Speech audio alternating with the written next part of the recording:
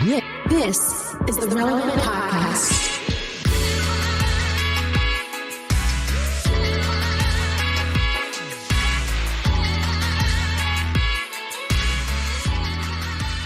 It's episode 1220, and it's the Relevant Podcast here in Orlando. I'm your host, Cameron Strang, and joining me from Loverland, Virginia, it's Jesse Carey. Hello, hello. From Nashville, it's our managing editor, downtown, Emily Brown. Hey, y'all. We have a great show in store for you today. I'm glad, Jesse, you could join us. I know you're leaving town here in a second. We have a great show coming up. Girls Gone Bible joins us, the huge podcast. Mm-hmm. Yeah. Angela and Arielle are joining us, so they're coming up. Don't miss that. We have a feature with them in the newest show, Relevant, which is out this week. We'll tell you more about that later. But yeah, if anybody's like blown up in the Christian world in the last year, it's these two. So they're everywhere. We also, at the end of the show, we have slices and stuff, but at the end of the show, we are doing part 2 of Christmas Quandaries. We did it a little last week, and it went well, so we're doing it again. Because, you know, if something goes well once, just keep doing it until it doesn't go well anymore. That's my philosophy in life. Yeah. And I think we only scratched the surface of... We did. That's why we're going back to it. The pantheon of quandaries that people have about this specific holiday. We only scratched the surface because we had it hard out because you were so busy. And we could only do like 5. So we have many more quandaries for you. So we have a little bit more time today. It really could be just a whole spinoff podcast. Maybe the Girls Gone Bible duo would be willing to join a spinoff podcast where the 5 of us just talk about Christmas quandaries the whole year round. It seems like they have their finger on the pulse of what's working in this industry. I think this is an idea they're going to want to hear. But you had to run last week. Today, after we record, you're leaving again. You're going to Pennsylvania, I heard. That's right. We're going to my wife Dana's aunt's house, who has like a horse farm. So you say aunt, not aunt? Is that you say aunt? I think it's northern. It's interesting you say that because my wife's family all says aunt, so much so that some of them sign Christmas cards by drawing a picture of an ant and then writing their name after. I always grew up in aunt country, so I don't know where the regional. I say aunt. Yeah, it's and aunt. I think Aunt Rosella. Maybe there's only a certain part of the country that says aunt. I think you're right that it's northern, but I think Jesse's on the wrong side of the Mason-Dixon to be part of that explanation. But the thing is, there's a region of the country or perhaps pockets of the country that say things as the Queen's English spells them and can read phonetically as we're intended to, and the other ones it just makes up pronunciations to words. That's what it seems like to me. Well, the Queen's English being in Virginia makes sense.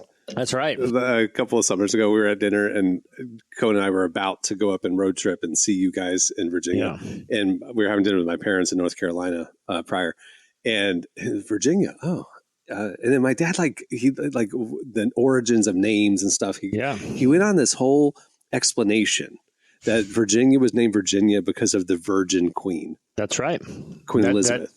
That's very true. The conversation was, I told him that I was looking forward to buying another Virginia's for Lovers t-shirt at one of the beachfront shops. And that's where he said, I was like, it's such a funny slogan for a state.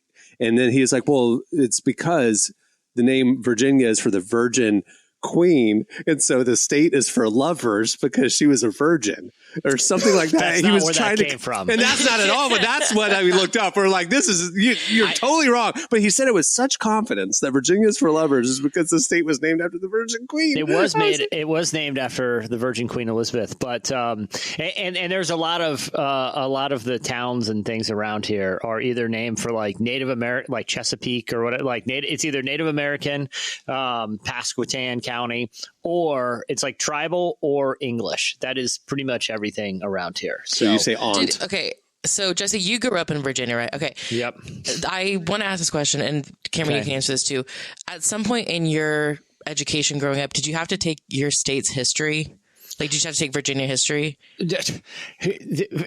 Virginia history is American history. Exactly. And I went to field trips in like Jamestown, and Colonial Williamsburg, every grade from like first through, I guess that's true. Yeah. probably 10th. Yes. So not only did we take history, we were in proximity to the places. Yeah. Not just history. Like my 7th grade year, all we learned about was Texas history. Yeah. Yeah. Well, I took Florida history in 5th grade. Or whatever, I just have to ask because I am aware that Texas has cultish practices, and so I just like hold on. When you say cultish practices, do you mean like people are, it's like a cult following, like people are really loyal to Texas, or you mean like occult stuff, like weird rituals that the rest of the country is not aware of? A-cult, the first one. Well, because this sounds silly to say, but I didn't know this until I went off to college. You guys don't say a pledge to your state flag every day. No, we do not. We say the pledge to the Texas. After we say the pledge to the American flag, we say the pledge to the Texas flag every day. I thought every state said a pledge to the state flag, and then I got off to college, and people from out of different states were like, "What are you guys talking about?" So you went to college in Texas? What do you mean? Oh, people but who I had moved, friends that came from out of we would. Here's the thing. I don't think you can say them back to back because the pledge to the United States flag would contradict. And you know what? It's one nation, undivided. You know what I mean? Or indivisible. Mm-hmm. If you're pledging allegiance to a state, you're literally, that is divisible. Because the Texas pledge is very similar to the American one, but you do stay one state under God. No, Jesse, I'm going to counter. I don't agree. The original vision for the United States of America is that all the states had autonomy, but chose to link arms with the adjacent states and form a stronger collective. But you can be loyal to your state, which then is loyal to the indivisible collective of the United States. I'm just saying, in the language of the Pledge of Allegiance, which this is going to be a whole thing about if you ever dissect the language and really think about it, but you're pledging your allegiance. Yeah. Why are Christians doing this? Yeah. But that's a whole, we can ask the Girl Scout Bible that. I'm not jumping in that today. Okay. They don't have, I don't think they have the pledge in the Bible that they've gone to. I'd be interested in their take. Either way, you're pledging allegiance to the United States. I feel like it's kind of a one or the other situation, but that's a whole digression. Wait, with state or nation, or are you talking God or nation? Well, that's again, there's a lot to unpack there. I'm just using I always thought it was bizarre that Christians weren't against the Pledge of Allegiance.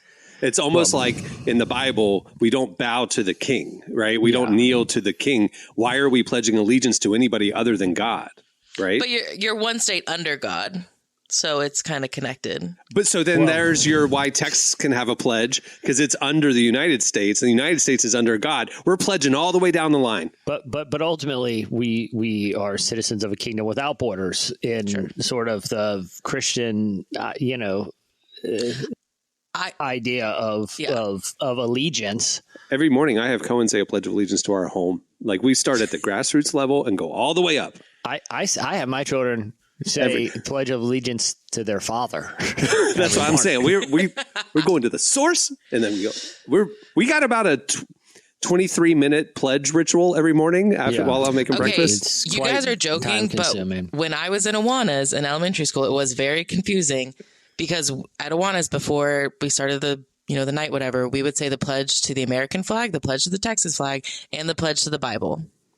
What about the Christian flag? There's a pledge to the Christian flag. There is a Christian flag too. We would say, and there's a pledge to Awana and a pledge to Royal Rangers and Missionettes over on the AG side. There was we might have said those. I might have blocked some of those out of my memory. Maybe it's a credo or a creed. It was a solid 10 to 15 minutes was we got to get our pledges out. Someone's bringing in the flags.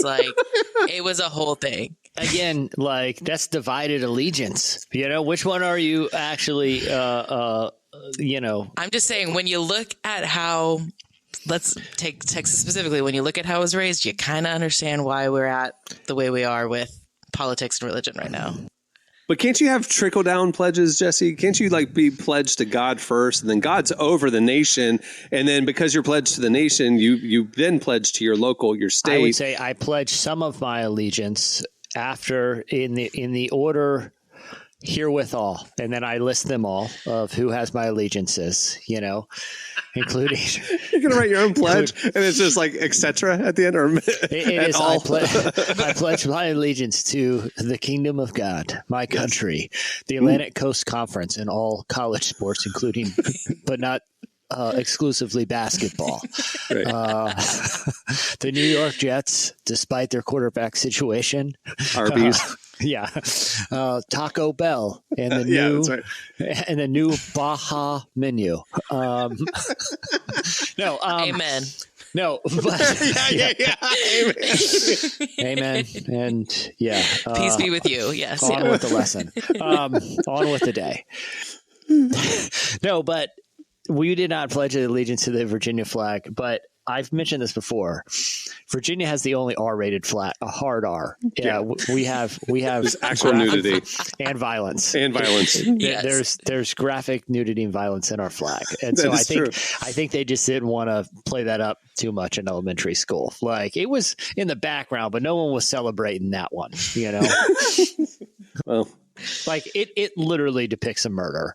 Now, again, it's and a tyrant, now but you're a land of love and virgins. It's very confusing messaging. Dichotomy, Very confusing messaging to grow up in. But yeah, I'm going to a horse farm this week. I was going to say, you're going to a horse farm, and I asked why you said aunt, and we ended up talking about Virginia, allegiance to Virginia's I do need to ask a clarifying question, though, because I'll be honest. You tell me you're going to a horse farm in Pennsylvania. Is it an Amish farm? Just be honest. No, but it is in Amish country. Like you drive by people, and kind of in the horse and buggies. Do you have to leave your phone like somewher? No, I mean they don't. I don't think they. They don't impose it on you. It's not like it's not like an airplane. You have to click it over to Amish mode. Because we don't want the radiation to disturb the Amish. No, I mean they're very. From my experience up there, which we go at least once a year, the Amish are very friendly, and it's Amish country. No, but they build a good bed frame. I'll tell you that. All furniture. They don't do any. If they're doing something, they're doing it right. I'll tell you. You know what I mean? Like they're not cutting corners. Well, it's because they're not getting distracted by the new TikTok trends because they just got to focus. That's not. It's not true. I saw some TikToks of some Amish kids doing some of the tricks. I know. I love watching them because I'm like, you guys are fascinating to me. Put the hand up on my hip. When you dip, I did. They were doing that, but they've never seen or heard the Trick Daddy. So they didn't know that. It was great. I went to an Amish furniture store this summer, and you're right. I mean, the rocking chairs, world class. Fantastic. Well, so, coffee tables, you could stand on them. This is a little foreshadowing, but I'm bringing a slice later that validates my feeling that the Amish have had it right all along. Like I don't know all the nuances of their theology or whatever, but I'm just saying kind of the core thing of detachment from worldly stuff. Well, even just the modern system, that technology, post-industrial age has sort of inflicted onto our lifestyle, Mm-hmm. Subverting that and trying something simpler or more agrarian, I get the appeal more and more. And when I'm up there, and even when I'm on the farm, like, man, this is great. This is cool lifestyle. Just no one up there stressed out. That's the thing. There's just not a lot to be stressed about. Or I think it's this. There's always tons to be stressed about globally and even locally if you're aware of it. But like, if you're not constantly being reminded of everything bad that's happening somewhere in the world, I think it makes you a little bit more laid back. These Amish folks up there seem pretty chill. It does, because we actually had this on the podcast, but I talked with Carlos Whitaker about this a couple months ago because he wrote a book after he spent like 7 weeks living with Amish farmers and monks as well, like in a monastery. Like he pretty much went off the grid. And one thing that I always thought was interesting is he said before he started it, he took a scan of his brain and just to kind of see what was going on out there. And then after 7 weeks, he took another scan and he said it literally like smoothed out his brain because he was less stressed because he didn't know the normal like day-to-day anxieties that were happening in the world, or like the big world events that are stressing all of us out. He didn't know anything about them. Medical question. Is the goal to smooth out your brain? I don't know that that's what we're wanting here. I think it's supposed to look a little lumpy, isn't it? Wait, I don't think it was completely smooth, but I think it wasn't as bumpy. What was that Will Ferrell blue animated movie? The blue character, the big Megamind. Yeah. That's what Carlos looked like after 7 weeks in the Amish. Yeah, it was an expanded view of the world. No, all I'm saying is I like his head going inflated up there. and just smoothed all out, all the little ripples in there. Next time we see Jesse, he'll have a smooth head, is what we're trying to say. I like going up there. It's just a different pace of life. You know, it's a nice. It's always a lovely weekend because it's farm living. You know, dude, that's why I go to the cabin in the mountains every year. Like it's just like I need a week of just like wandering in the woods with no cell service. That's why we go to Montana. That's why we go to Wyoming. I mean, it's like intentional detachment every year, you know? Yeah. But it has, because you do encounter a lot of Amish people and you kind of got to wonder, maybe they were right all along. I don't know. Like I said, I haven't really interrogated it that much other than passing them on the highway and waving, because it's pretty cool to see like a horse and buggy with that big triangle reflector that they have on the back. You know, they've modernized those quite a bit. But you give them the wave. When they wave back, you're like, okay, they seem pretty laid back today. You know who's not getting in road rage or worrying about traffic or, readjusting their route on their iPhone? I would assume not.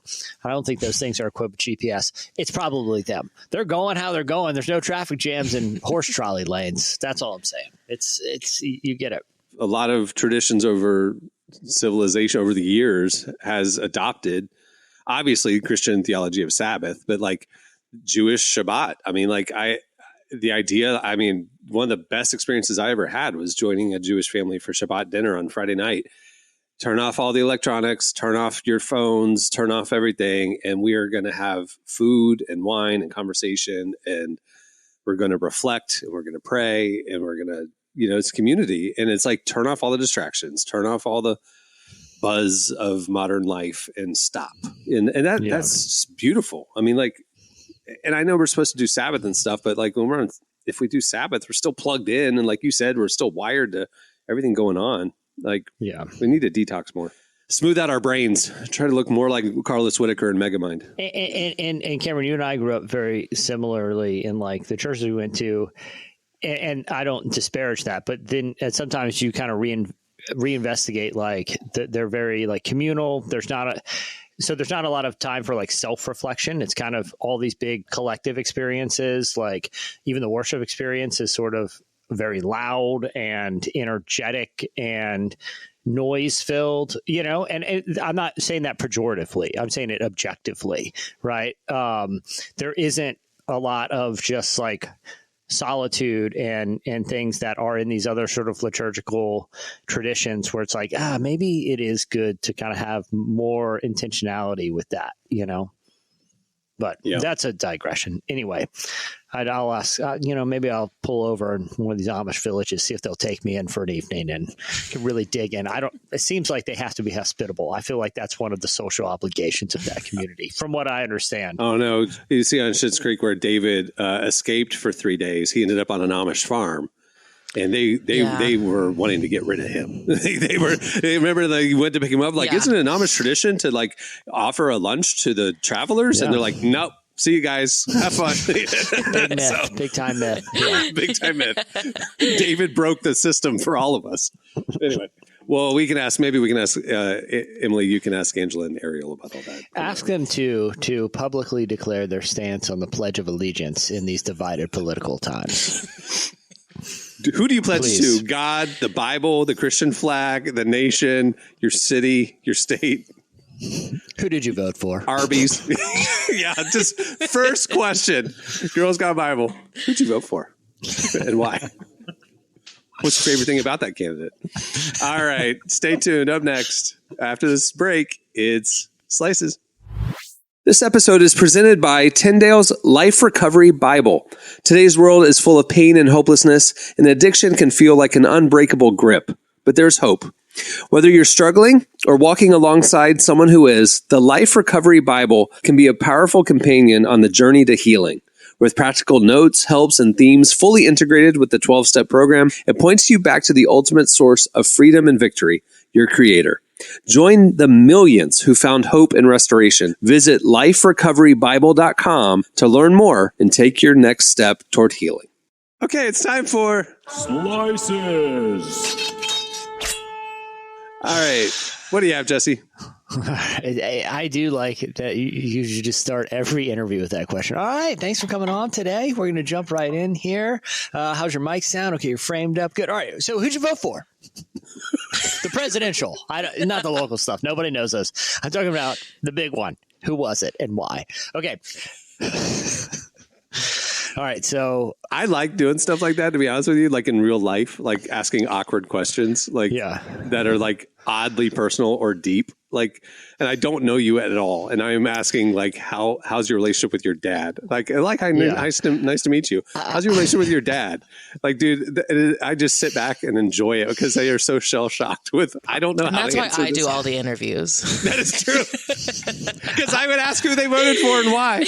And I will say this. I have some follow-up questions. I will say this. So this past summer, like my neighborhood has a big 4th of July Day parade. I live in a neighborhood called Thorogood, and there's the Adam Thorogood house, which was built like the 1600s, right? And it's a little park, like a historical landmark. And the parade ends at the park, and we do a big neighborhood cookout. We have a neighborhood little newspaper too. You live in the most Americana neighborhood I've ever heard of. It's true. You have little neighborhood parades, end up at the park, have a cookout. It's crazy. True. And I had volunteered my services to write for the neighborhood newspaper, the Thoroughly Good, in case you're wondering. Well, and I was assigned to write like a recap of the parade. And so I was going around just asking people, what do they like about living at Thorogood? What do you like about the parade? And I would end every question was, who are you voting for in the presidential election? And like you I would did say, not. I not. can play it for you on my phone. And they would look at me. And I'm like, no, seriously, it's going to be on record in the Thoroughly Good. And then I would just start laughing. But I love that moment every time because I had them warmed up because they were just talking about very, friendly things. And I can play it for you. I couldn't help myself. I just watched them get momentarily. You got to live with these people. I know, but then they saw me start laughing about 3 seconds after I just absorbed their discomfort. I could not help myself, but either way. So it went well for me. Do you still freelance for the Thoroughly Good? I haven't written for them in a while. They haven't asked you back? Oh, yeah, you got banned. I did write one. I wrote one a little tongue-in-cheek about the... This is the one you told us about. The tongue-in-cheek article that didn't land. Yeah, that didn't land. Ghost story. Where I did a timeline. I did a timeline of my evening that dated back to the 1700s where I was transported. People didn't get it. Not a lot of people got it. There's a lot of elderly people in the neighborhood, and I kind of think it went over their head. Probably because they were around when you were writing about it. It was tonally very different than some of the pieces in there. But anyway, all right, on to my slice. Yeah, I'm sort of the Hunter S. Thompson of really doing some weird gonzo stuff, Okay. So my slice is, I read a piece. It was actually on CNN.com, and they talked to several psychologists and psychiatrists about a modern trend that they've sort of deemed doomerism. And doomerism is the propensity for people online to get in these cycles of echo chambers where everything just ends up kind of disintegrating and everyone loses hope in anything that they're talking about, right? So it could be politics, it could be climate change, it could be some kind of social issue. There's a quick and rapid descent into, people kind of going to the lowest common denominator. And you see this particularly in the online communities. But these psychologists have noted that just even absorbing this and reading it can lead to stress, fatigue, and exhaustion, but can also sort of weirdly manifest in behavior. A couple of studies said that when people end up in these cycles, they lose the ability to have optimistic expectations about the future. So they start to not participate in potential solutions. And they even said this kind of doomerism cycle can start even just by word choice. And so, for example, they said substituting laughing for crying, dying, or screaming. Automatically, there's a neurological trigger that happens when you're replacing a positive word with a negative, and that can really trigger these cycles. Or the other one they bring up is when someone in a thread talking about something that's heavy, when that everything is fine Far Side meme shows up, where it's the dog in the burning room and he's sitting and there's flames all around him, and it says everything is fine. When that meme starts to show up, Wait, is that the Far Side? I grew up on the Far Side. I love the Far Side. I never thought that was the Far Side. Is that the Far Side? I think it is. It's not quite his drawing style, but it is his humor. I'm going to Google that. Maybe that was just my assumption. No, it's not his drawing style, but it is definitely his humor. So I never thought it was Far Side because the visuals don't quite match. But I could totally see Gary Larson doing that. Maybe I'm totally wrong. Maybe I just always assumed it was. I'm looking at a... Jesse, also, your state slogan, Virginia's for Lovers, is because you're Virgin Queen. Just FYI. My dad is very sure about this information. So just FYI. It is true? No. Oh, I thought you were fact-checking that, too. I was like, well, that's news to me. I fact-checked that because he was wrong, and I'm fact-checking you because I don't think that's... Casey Green. It was Casey Green. I thought, for some reason, I always thought it was a Far Side little cell. Either way.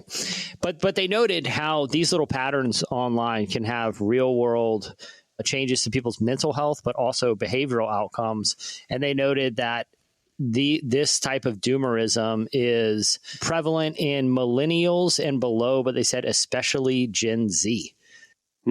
And I don't know if there's any sort of I think there's a lot of anecdotal reasons why. Maybe just because the more digitally native you are, the higher propensity you are to be involved in online conversations, and therefore you're more likely to be involved in conversations that eventually delude into doomerism. But they said, look, this has real world impact. I thought it was a really interesting sort of analysis of a couple different trends to find correlated outcomes. One is the tendency for these conversations to go that way, but then behavioral and mental health outcomes for the people that are involved in them. And going back to my point about the Amish earlier, it's like, well, maybe just a lack of awareness about these, catastrophic situations that are outside of your control. I'm not saying ignorance is always bliss, but at the same time, is there a case to intentionally unplug to not be constantly consumed by just negativity? I would say ignorance is actually always bliss. It's just not always good.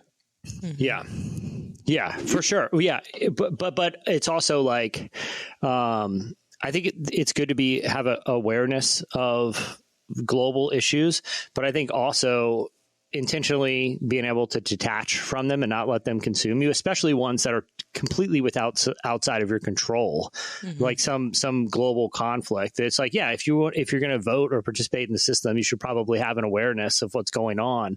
But a complete sort of inundation with it, the outcome, according to the studies, it's actually counterintuitive. Instead of becoming more interested in solving the problem, you become more nihilistic about it and more defeatist, that it's just like, oh, there's nothing else I'm going to be able to do. I might as well just absorb the next thing that seems catastrophic.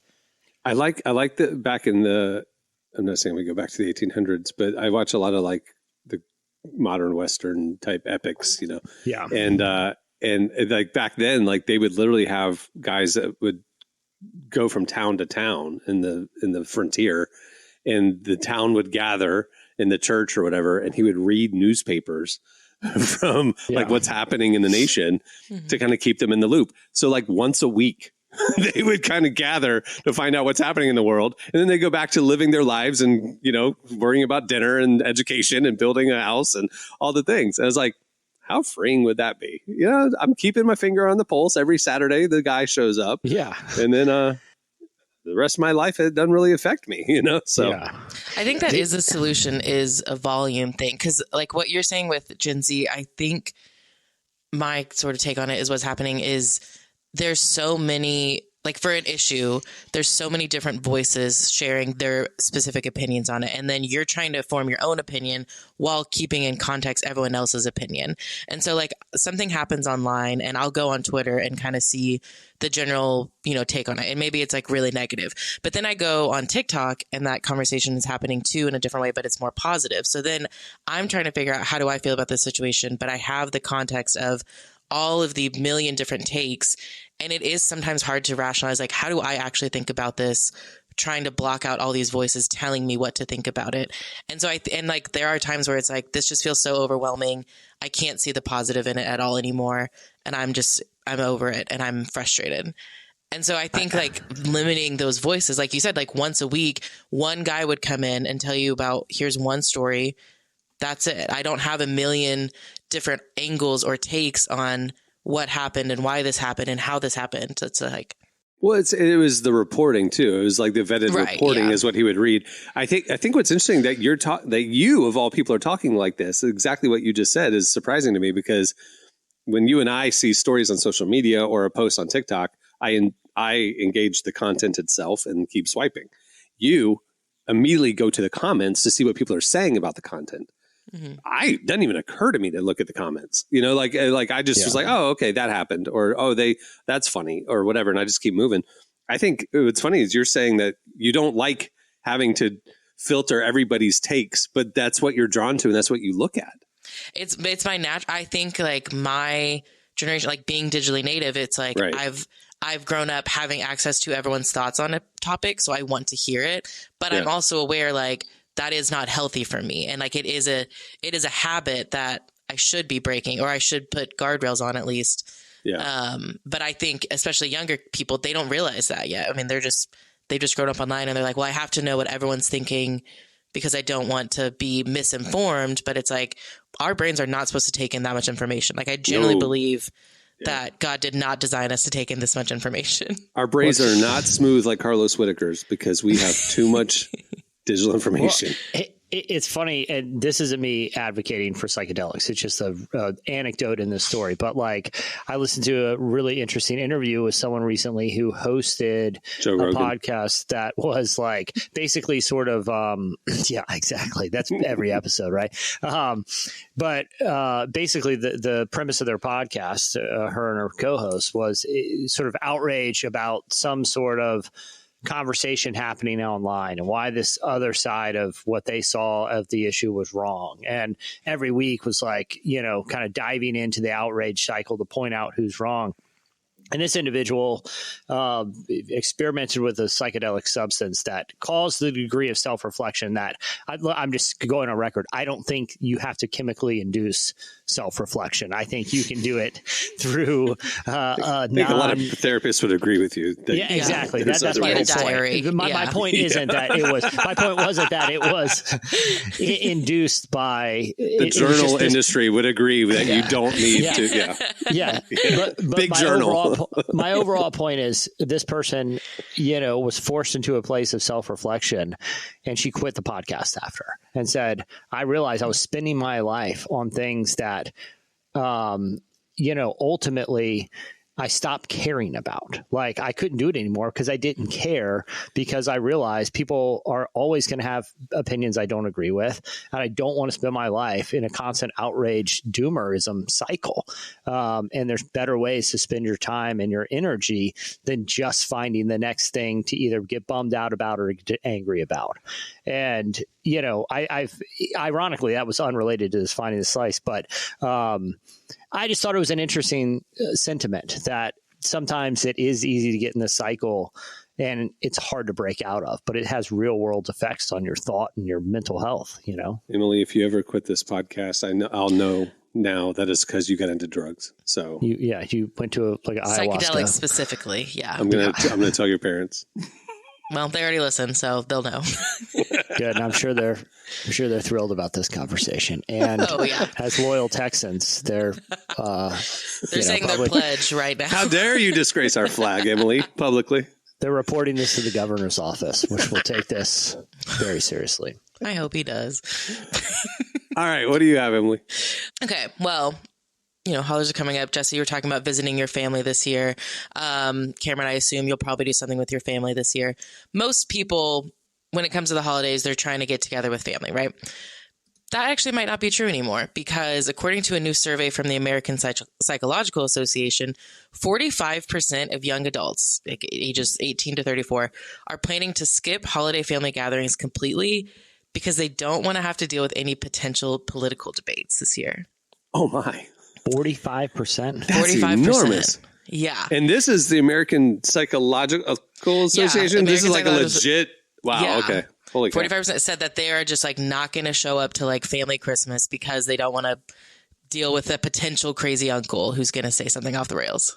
Maybe I'm I'm an outlier here. Every family's different, but I feel like there was an unspoken thing that has happened recently at family gatherings where it's like there's just certain topics no one is interested in bringing up. Have you guys experienced this, or do you think it's still a problem? No, I think it is, because the study also said 72% of the respondents said that they are hoping to avoid political discussions altogether. So like 3 out of 4 people are trying not to talk about it, but that does mean 1 out of 4, I guess, are hoping to have a political conversation with someone at Christmas. I feel like this is sort of a variations on a theme here, right? Like choose wisely. You only get so many spins around the sun, right? Like how much time and breath do you want to spend debating an issue that you're probably not going to change someone's mind about, Yeah, I think it's interesting to me because maybe it's because I have a really big extended family. So I have a lot of aunts and uncles and cousins to choose from. But it's like, if you're just trying to avoid like your one crazy political uncle, just avoid him at dinner. Like go talk to your other aunt or something, Well, to be fair, not a lot of us come from families with Texan occult practitioners. We really need to emphasize a cult, not a cult. No, I think you said you had that was my Texas twang coming out. Your elementary school did deep dives into the dark arts of in Texas. The Church of Satan is going after elementary schools right now and all the Bible Belt. Listen, we live in some crazy times, okay? There's a reason I don't live in Texas anymore. I'll just leave it at that. I do. Mr. and Mrs. Brown, can you believe she just said that? What is she saying about your lovely... I might get kicked out of family Christmas for saying that, so... and I know this is probably going to get me in trouble, but I'm sorry. Like, this is not my most like Christian perspective, but it is my hilarious troll perspective, because like the Church of Satan they don't actually believe in like a real Satan. They're right. Yeah, they said that. We reported on it this week. They're clear about that. But when that 10 Commandments got erected at that state capitol, and they said, "Will you give us room to do a tasteful monument of our own?" And they unveiled this like 12-foot goat-headed robed horror movie figure with children bowing at it. I'm not going to laugh. When I saw it, I laughed out loud. Like, it was not because I support Baphomet or whatever. Yeah. I just thought it was so hilarious that they just were trying to troll people to that degree. Again, I don't condone it. But I understand it. But the comedy of it did strike me as hilarious. All right. Well, that'll do it for Slices. Make sure to check out relevantmagazine.com every day, where we do not really cover either of the stories that you just heard. Do we? No, we did. We covered the second one. Yeah. We don't do deep dives into Virginia history and Amish. No, we do. I guess we do talk about unplugging and stuff. We have conversations with Carlos Whitaker and his smooth right brain. In the mental health. Yeah. Carlos Whitaker. We have a whole interview with him about smoothing out your brain. Okay, never mind. So go check out our site for everything you just heard, because we have it in spades. All right. There's also a great piece this week about some cool occult ceremonies that are happening at the Texas State Capitol this month. Weird rituals going. I don't know what they're doing there, but it's weird stuff. And only second not weird grade, if you're from Texas, but the second graders are, they know all about it. This big part of the lesson plan this year. So, all right, stay tuned. Up next, Girls Gone Bible. Join us. This episode is brought to you by New York Times bestselling author Bob Goff's latest book, Catching Whimsy, 365 Days of Possibility. Packed with timeless stories, one for each day of the year, Catching Whimsy will help you embrace the curiosity, delight, and endless possibilities of God's love waiting for you each day. Pick up your copy of Catching Whimsy wherever you shop for books or audiobooks, and learn more at catchingwhimsybook.com today. Our guest today is Girls Gone Bible. Best friends Angela Halili and Arielle Reitsma are the co-hosts of the Christian podcast Girls Gone Bible. They started the podcast last year and it exploded. We've been following their journey, obviously, so we sat down with them to find out more about their spiritual transformation, their mission for the podcast, and their exciting plans for the new year. Here's Angela and Arielle from Girls Gone Bible.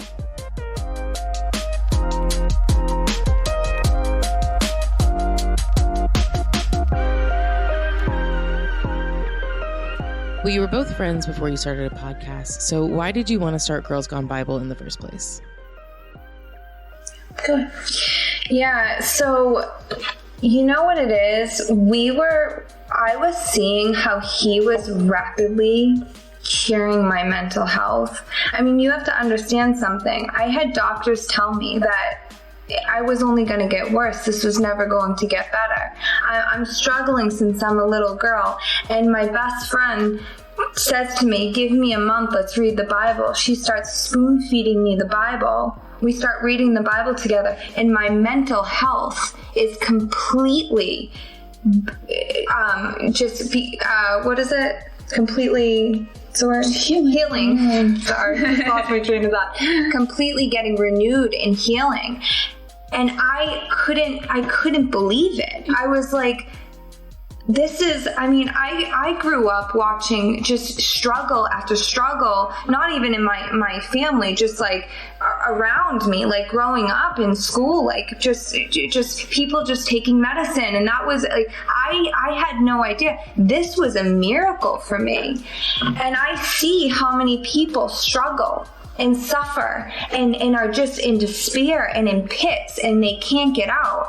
And this girl from a small town who struggled her whole life, all of a sudden he's like renewing and healing my mind by reading his word. Mm-hmm. He literally healed my best friend from alcoholism. She never even looked back. We look at each other and we're like, we need to get this on tape. She would be in my room when I first met her. She is like, you don't understand. Before we started reading the Bible, when I first met Jesus, she would be in my room on her camera preaching the gospel, on making little videos and posting them on TikTok. I went in the room and I was like, I was like, you know you're going to be preaching the gospel someday. You know this is your calling, right? And she's like, you think? And so I had no idea what I was doing, Emily, please. I was preaching the gospel. I was just discovering the fact that like I love talking about Jesus. I was reciting the sinner's prayer on TikTok, like being like, I think this like gets them into heaven. Let me make them say this with me. Like she's screaming in my room. I'm like, don't let the devil get you. Like, I don't know what you're saying, but I like it. You're going to be doing this someday. So good. The anointing has gotten more refined and stronger as time has gone on. Thank you, Jesus. It was insane. But yeah, and then you were like, let's get into a studio, let's get this on tape, and we did. And after the first episode, you have to understand, I just start reading John. I'm just starting to read the Bible. I look at her, I go, you better find another co-host because I don't know what I'm doing.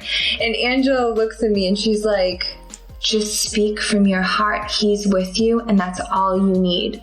And that's all she had to tell me. She was just she carried me through it. And then we released the first episode, and it was like, it wasn't us. We don't even remember what happened because we didn't even know what podcasting was. We didn't know. Can I be honest? We didn't know what we were doing. We still don't. We still don't. Like, we still don't understand it. And you know what? We don't want to because we are even more low to the ground, humble than we were before. And so we just remember just getting messages from girls because we went in there and we were raw. We didn't hold anything back. We said it all. And you know what? As scary as it was, because it was hard to let out our past and be open like that and bleed out. And we did freak out at first. But when we got those messages from girls saying, you just saved me, you just helped me, we looked at each other and we go, buckle up, sister. We're on a mission, because that's all we needed, because that's all we want to do. So that's how it started. So good.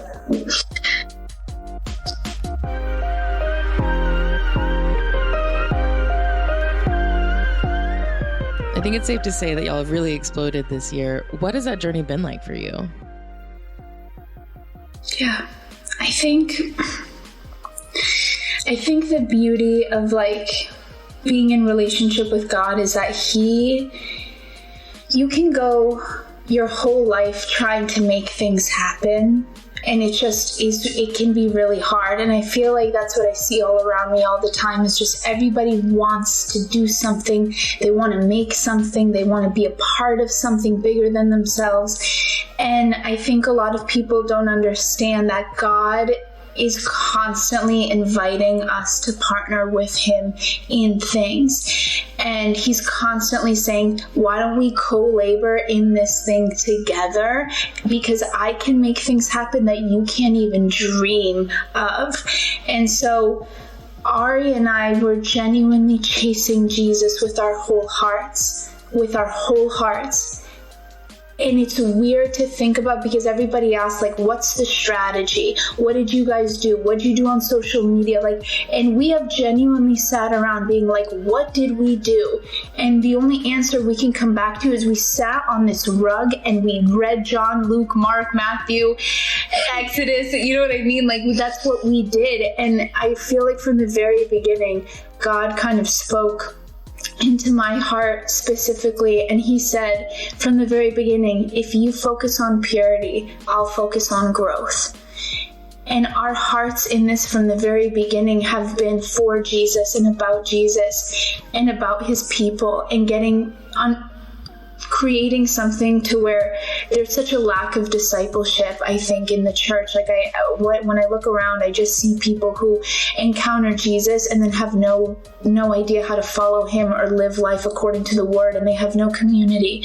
And so I think God himself has created something where we can essentially disciple people in a way of being like, this is how we walk every day.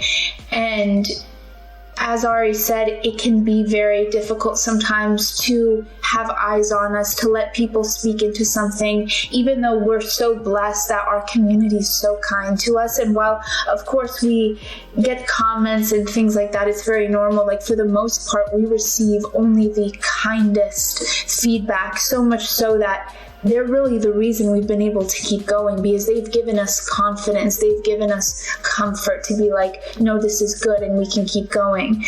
But for us, we keep our eyes so fixed on Jesus, and we ask him, the bigger this thing gets, would you hide us even further into your heart? Like, would you just bring us into the heart of God to where people could look at us and be like, you're everywhere on the internet, but we've never been more hidden, and we've never been more low to the ground. It gets bigger, but we get smaller, and we just let Jesus be magnified as he absolutely should be. You know what I mean? And like, that's genuinely what we do. We focus on Jesus, and he genuinely takes care of everything.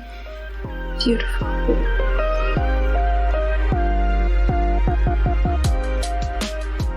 Angela, you mentioned prior to all this, you had been sort of just preaching on TikTok. Is that something we can expect to see from you in the future, or do you have different plans now that you can share? God has given me so many dreams and so many visions, and all I do is preach in my head. All I do is imagine, write sermons in my head. And I think, one day if God speaks, I think he would have to speak a lot of confidence into my heart before, or yes, she is. I'm going to answer for her. Yes, she is. But I like, in whatever outlet he wants us to be, and it's so hard because Ari and I have been, I don't know where I would be without Ari and all of this. So it's just like, we have to, we have to be next to each other. I'm scared. I'm just, whatever way that he wants us to speak about him in whatever capacity he feels fit. Like, I tell Ari all the time, like, one day we might be speaking in front of all these people, or we'll be going to different countries and doing mission trips and ministering to seeing God do crazy miracles in a room of 3 people and be completely hidden out of the spotlight. So it's just whatever way he sees fit. My life belongs to Jesus, and whatever he wants to do. Yeah. That was Angela and Arielle from Girls Gone Bible. Make sure to check out their podcast. It's at the top of every chart. All right, stay tuned. Up next, we've got Christmas Quandaries Part 2 of 400. Hey, if you like this podcast, but you might like it better if there were no ads, you can do that. Head over to relevantmagazine.com and sign up for Relevant Plus. For just a couple bucks a month, you get this podcast ad-free. You get ad-free unlimited reading at relevantmagazine.com, including the full podcast and magazine archives, our beautifully designed digital issue, and a little more. Check out all the info right there on the Relevant Plus tab at relevantmagazine.com. Okay, it's time for... It's Christmas Quandaries. All right, if you heard last Tuesday's show, we threw some quandaries that you guys, I don't know. These are quandaries. And we cannot emphasize enough, we are barely even scratching the surface. So much content. Buckle up. We really should have picked a different word than quandary if we're going to do 400 episodes of this, because I think we just need to lean into it. We need to lean into it and call it Christmas Quandaries. We need to just kill the R. Crazy Christmas Quandaries.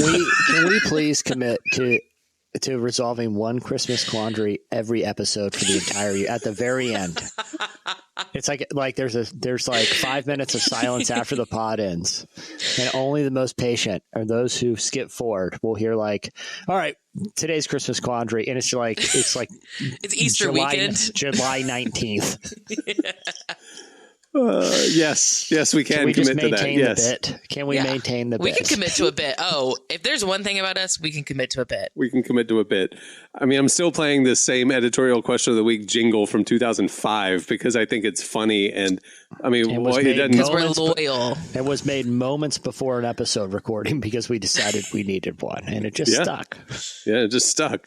All right. Skipping out on caroling by hiding inside your house. So I have a question about this because are you in this? Maybe it goes both ways, but are you hiding out from carolers coming to your door, or to carolers recruiting you for like, oh, hey, we're going caroling, come on? I think it's the former because I don't think you get recruited progressively. I think it's like a group says, like a church group says, we're going to go carol. Mm-hmm. So the hiding out thing is, they're coming. You turn off the lights and hide in the back of the house. I'm going to answer this question as the latter because that happened to me one time. Because of social pressure, I was like, oh, people were like, hey, we should go caroling. I'm like, yeah, sure, that sounds fine. Even though I knew in my mind, there's no way I wanted to do that. I wasn't going to be the one person that was like, no, that's lame, guys. Just thinking like, I'm just going to agree to this and forget about it. The night came and I literally thought maybe I can just hide out, and I ended up having to go. So I would say, yes, you can just hide out and pretend you Dude, I hide out all the time. I work from home and my house is shaped kind of like an H. And so my office is on the front part of the H. And so to walk up to my front door, you're walking kind of past a window that I can see, but you don't really know that I'm sitting there. So you don't see me. Man, I see salespeople every other day and I hide like nobody's business. I've never answered the door. No, you hide. That is the beauty of living in an apartment complex with a gate. I really don't get many people knocking on my door. We had for a while in our neighborhood, they would come around on little Segway things, like little, and they would zoom around, and a lot of them were like solar panels or stuff like that, like kind of fly by night businesses. And they would come knock on your door at dinner time, and I'd be like, no, I'm not interested. They're like, well, just give you some time to think about it. What time are you going to be home next so we can talk? And they were so persuasive. I got in a bad cycle with the solar repair guy on a Segway. I had to email him and just break up. Don't come to my house anymore. It was uncharacteristic, but that's what it came to. I feel bad for them because it's probably the hardest job you could possibly do is door-to-door sales. But they get a Segway, so. All right. Next quandary. Giving someone socks for Christmas and calling it thoughtful. I guess my question is, why did you choose to buy socks for them? Well, it depends on the socks. Yeah, like Bombas, that's a gift. Like nice. I had some friends that went to Ireland, They came back, brought everybody wool socks with Irish wool. It's a good gift. That's a good gift. But if you're talking like Hanes 6-pack, probably could have bought that on my own, Yeah, right. A couple years ago, we still talk about it because we all felt awful. When we do like stockings, we all go around so we can all just like see what we got, whatever. And my mom was the very last one to go, and she pulls out the pair of fuzzy socks that I had put in her stocking for her. And then she goes, "Oh, that was it." And I look at my brother and my sister-in-law and my dad, and I'm like, why was I the only one that put one thing in there? And they were like, well, you said you were getting her something, so we thought it was covered. And I was like, I'm not getting Mom every single gift for her stocking. Like, why are you guys putting that on me? And so then we all felt awful because we felt like we ruined Christmas. And my mom is so nice and was like, no, I wanted fuzzy socks. It was fine. So now she actually has the fattest stocking every year to make up for the one time that we ruined her Christmas. Good, as it should be. My grandparents years ago moved to a small town in the mountains of Virginia, but that small town was home to a sock factory. And I don't know if they had some kind of factory store there. We got socks every year after that. It wasn't exclusively, but it was a lot of socks in rotation. That's socks true. are a good gift. You can I will ask say. my cousins. I'll say this: socks. Frankly, all garments like socks, underwear, whatever, are things I don't think to buy regularly. But then when you get a nice new pair, that's nice. Like, when you do finally like buy new socks, I just never buy new socks. And then you take then the old ones. You don't really you don't remove them from the drawer, but they're out of rotation permanently. They've gone to the back of the drawer for sure. Yeah, exactly. All right, wearing pajamas to Christmas dinner. I like it. I think it sends a message. I assume this is at the house. You're not like going out to like a nice dinner. Either way. Who goes to restaurants on Christmas? Yes, Christmas dinner is at the house. Cameron, I would like to remind you, you went to some Hawaiian restaurant for Thanksgiving. You went to Bahama Breeze on Thanksgiving, so don't So let's actually tone down the sass. Hold on. But Thanksgiving is about a meal, a nice big special meal, right? But like Christmas doesn't have to have a big meal. And pineapple chicken. Like Christmas doesn't have to have a big meal. Down on this one. Christmas is about gift giving and just hanging out and having hot chocolate. In a Christmas Story, they go to that Chinese restaurant. Yeah, I mean, you do have to eat at some point. I guess my family tradition hasn't necessarily been that it's all about the Christmas dinner. It's more about Christmas. It's Day, more about the Margaritaville infused bloomin' onion. The Christmas themed Hawaiian shirt. So if it's Christmas dinner at the house, yes to pajamas. Christmas dinner out in public, no to pajamas. Unless you're at Bahama Bucks or wherever you were. Just Lebowski this thing. Just, yes. All right, here's a quandary. Forgetting, and I'm saying this with quotes, forgetting to get someone a gift, but it's because what you're really doing is waiting for the after Christmas sale. And so you can give them the gift a few days later and just say you forgot to give it, you forgot to bring it. But you're waiting for the sale. Sneaky. I don't like this. This seems like a lot of work for saving a few bucks, Unless it's a really, really good deal, then maybe. But we're talking over 50% off. Yeah, you'd have to have some insider knowledge. This is insider trading, isn't it? Yeah. This is insider trading. Yeah. Blaming the dog when it was really you who ate all the Christmas cookies meant for Santa. Yeah, I mean, I don't have any problem blaming an animal. Yeah, it seems reasonable. I'm going to say the Christian response is that we shouldn't lie. Yeah, well, it's victimless. Dogs don't count. She just said that because her parents are listening right now. Dogs don't have souls. Hi, Mom. Wearing noise-canceling headphones at a family holiday gathering. It's in the corner. That's I would think that would also send a message, but one that I don't think is going to land. Why even go? You know what I mean? Like if you're just going to irritate people, like, you know. Well, where are you going? It's like you have to go. Like that's what I'm saying. It's like you have to show up. But we're here all day. You know, they're doing a puzzle. They're all loud over there. They're watching Fox News over there. I'm just going to be on my phone and put on my headphones over here. What's wrong with that? I have a Gen Z cousin that does this, and I'll be honest, it does annoy all of our family because it's like, I don't see you ever, and you're just sitting on your phone and not talking. Yeah, I agree. I say don't do it. I say suck it up and pretend to like your family for one day. I say settle in your PJs, start ripping into those Christmas cookies, being hilarious, and then get outraged at some point about the family pet and their cookie consumption. And that's a much better evening. Start a Christmas quandary. Dang it. And then loudly announce to everyone that you will be leading the carpool to the local Bahama Breeze for a nightcap. Okay. Last one, Christmas quandary, opening presents early because you just couldn't wait.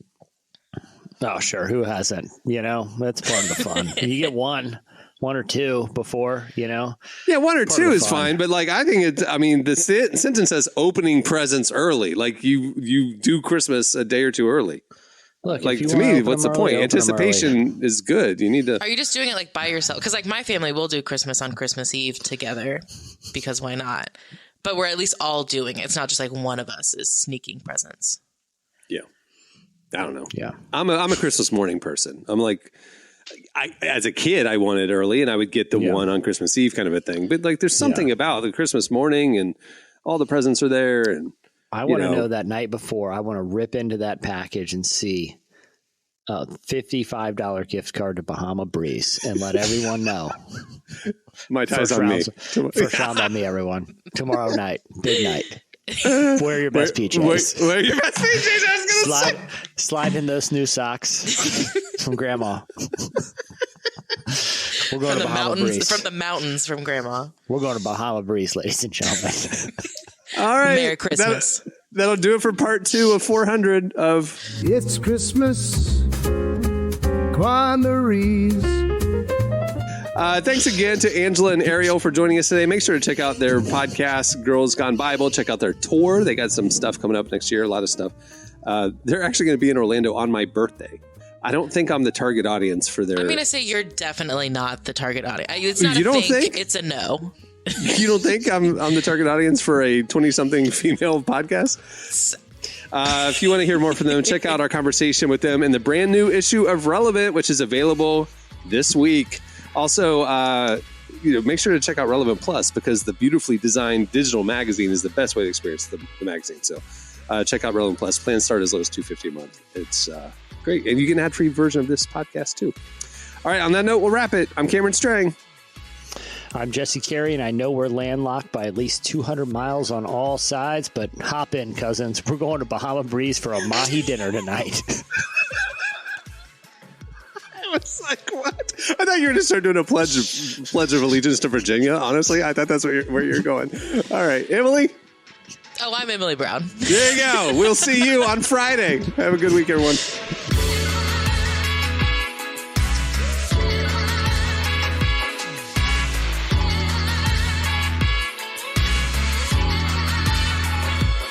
Thanks for listening to the Relevant Podcast. Check out our features, interviews, and news updates every day at relevantmagazine.com. And make sure to follow Relevant on Facebook, Twitter, and Instagram for the latest. For more great podcasts, browse the shows on the Relevant Podcast Network, which you can find at our site. And while you're there, don't miss the all-new era of Relevant Magazine. A new issue releases every other month at relevantmagazine.com.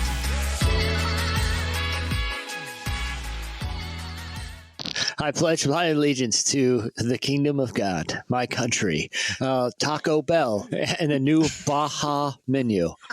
Amen. Relevant Podcast Network.